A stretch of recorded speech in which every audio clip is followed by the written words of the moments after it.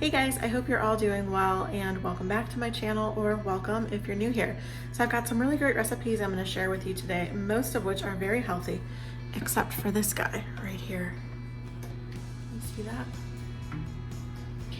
I'm not going to tell you what it is just yet. You might be able to guess just by looking at it, but this just finished cooking and I'm really excited to dig into it and tell you what it is. So this is the only recipe that's not so healthy today, but stick around to the end because you definitely don't want to miss this one. And as always, I will have all the recipes down below in the description box. So let's get started.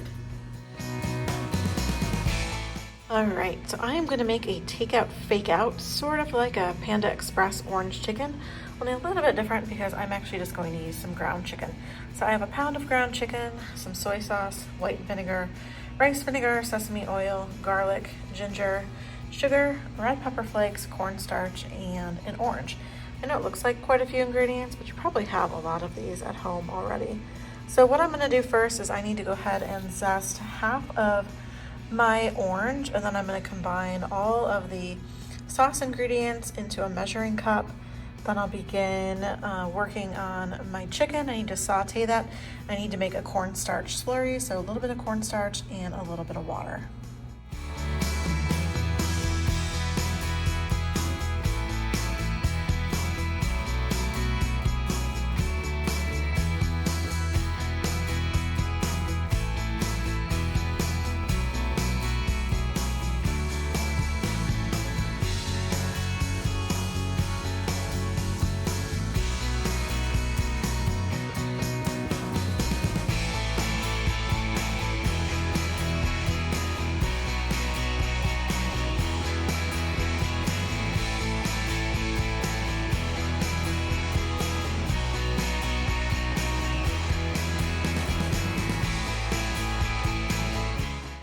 Once my sauce and cornstarch slurry were ready, I added my chicken into a hot pan with a little bit of oil.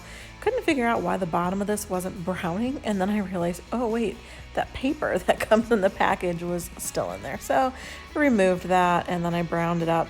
And I don't know why here, apparently my camera was upside down, but I added in some garlic, some ginger, some red pepper flake, and I just mixed all of that in until it was well combined. And then I added in my sauce, and I wanted this to come to a boil. So I mixed this in and then I let it sit for a minute until you could see it was bubbling. Then I added the cornstarch slurry and just stirred that around for a minute until the sauce thickened. I'm just gonna top this off with a little bit of green onion. And it's kind of interesting because I served this on top of some rice cauliflower, but you really can't tell the difference between the chicken and cauliflower. Kind of funny. But this turned out really good. I didn't think using only half of the zest of half an orange would make it that orange in flavor, but it's pretty strong. So if you don't like orange, definitely cut back a little bit. If I make this again, I'd probably maybe use zest of half an orange, because even though I like it, it's a little much, but it was really good, even though it looks very brown. It turned out good. This was a super easy meal that I threw together in 20 minutes. It was tasty and it was healthy. Okay, so as I was eating this, I had an epiphany. Yeah, Derek just said I had an epiphany. So I don't think it's the orange flavor that's overpowering. It's the ginger. I think I used too much ginger. I would cut back on that because the orange isn't so bad, but yep, I definitely think it's the ginger. So if you're not a huge fan of a lot of ginger, then I would cut back on that. Hey guys, so tonight I am going to make a simple sheet pan steak and lemon zucchini dish. So I'm starting off with some sirloin steak, and I should say I am going to cut this recipe in half. We just don't need to eat that much. So we've got some sirloin steak, some zucchini, some sriracha, soy sauce. You're supposed to use fresh lemon juice, but I'm going to phone it in today, make it easier on myself, and I'm going to use this lemon juice right here. Salt and pepper, crushed red pepper, garlic powder, oregano, and also some olive oil. So what I'm going to do first is go ahead and slice up my steak, and then I'm going to make my sauce, and I'm going to marinate my steak in that sauce for about a half an hour in the refrigerator.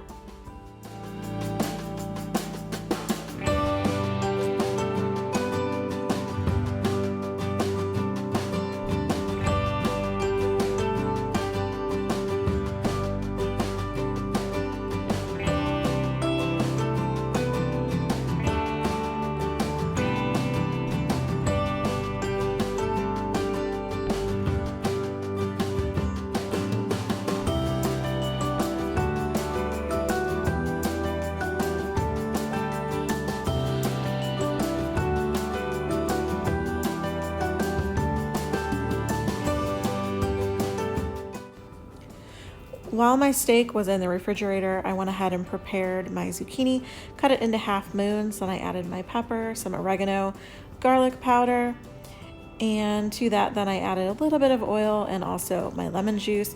Stirred all of that together really well till it was combined, and then I added that onto a parchment lined baking sheet, got all of my zucchini on there, and then I also added my steak to the baking sheet. So I wanted to reserve the rest of the marinade because I'm going to use that to make a sauce for the top. Once I got all my steak and zucchini, I broiled this for 10 minutes, and then you can see that's what it looked like when it was done. The zucchini was starting to get a little bit brown and the steak was cooked. Okay, so I just plated that up, and then on the stove, I took the leftover marinade, added a little bit of cornstarch and water to it to thicken it up, and that made a really great sauce for the steak. So I'll just spoon that over, top it with some green onions, and that's it. I have my taste tester here. He doesn't want to be on camera today because he didn't do his makeup or his hair, but I'm going to have him try this and we'll tell you what he thinks.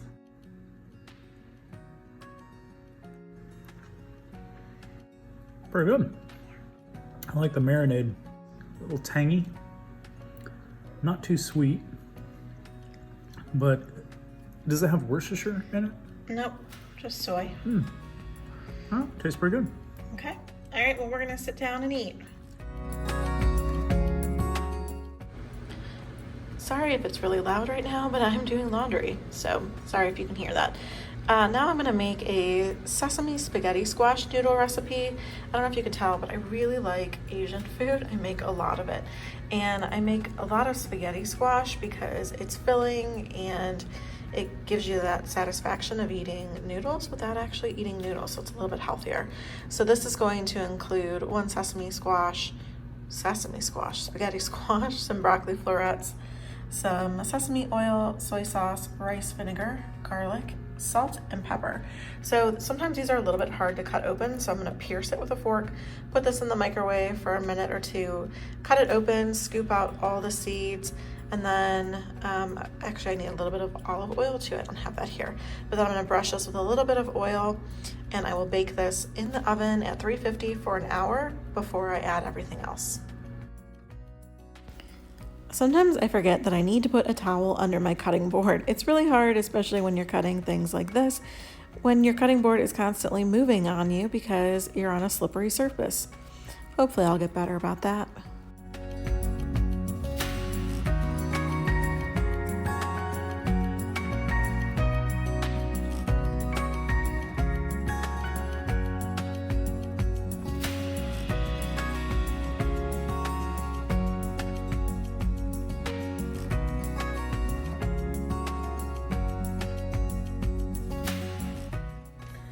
So while my squash is baking, I cut up my broccoli into bite-sized pieces.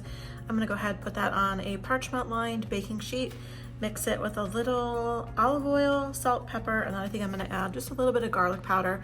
And then I'm gonna roast this at 350 for 15 minutes.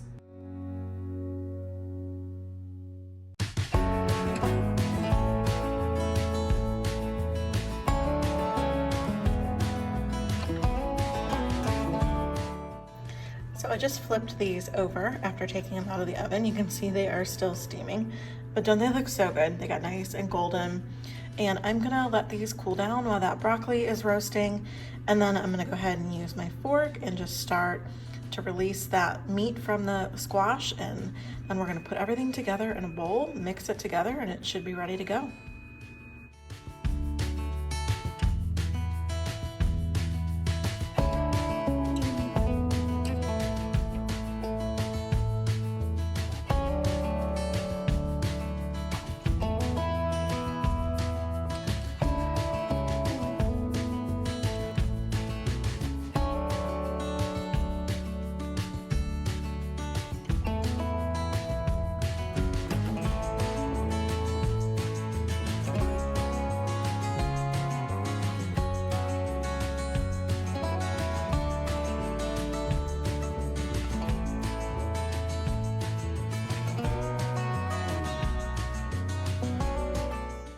The recipe didn't call for it because I wanted to make sure my garlic was cooked through.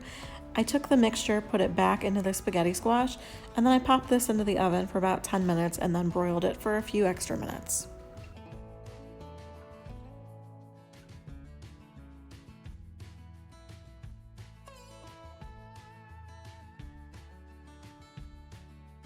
Now to top these off, I'm just going to put some green onions on them.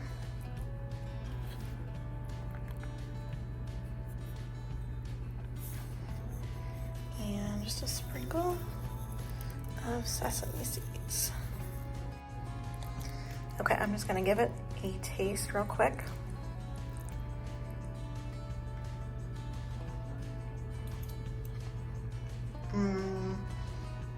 If you like Asian flavors, this is amazing. But this you could either eat as your main course or make some chicken or pork or whatever you want and have this as a side. I could probably eat one of these on my own just as my meal. So good.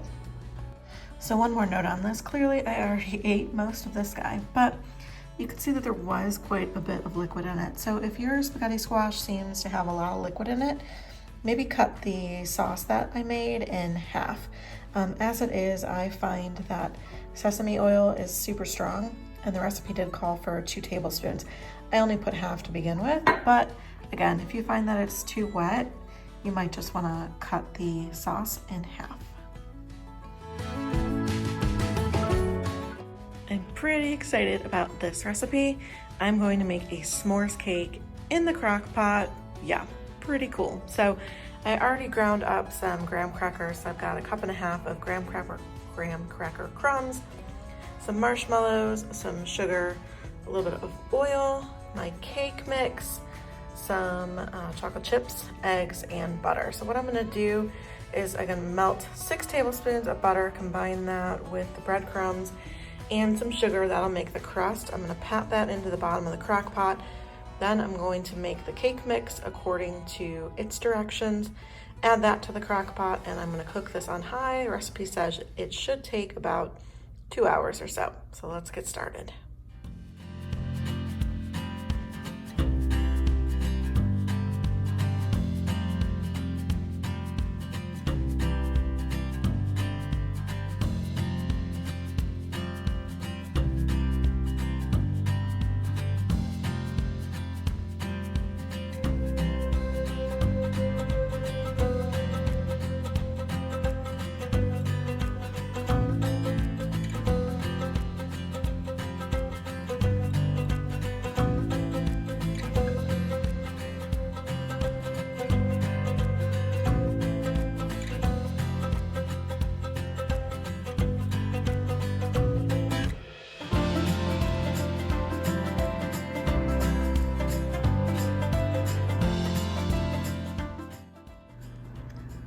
So this actually cooked pretty quickly. I would say it was done within about 1.5 hours.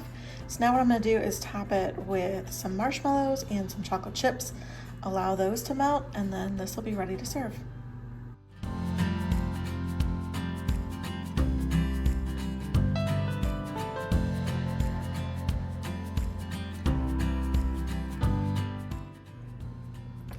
The big reveal. I didn't want to let the marshmallows melt down too far. Look at that. Oh my gosh, how good does that look? Okay, we're gonna go ahead and serve some of it out.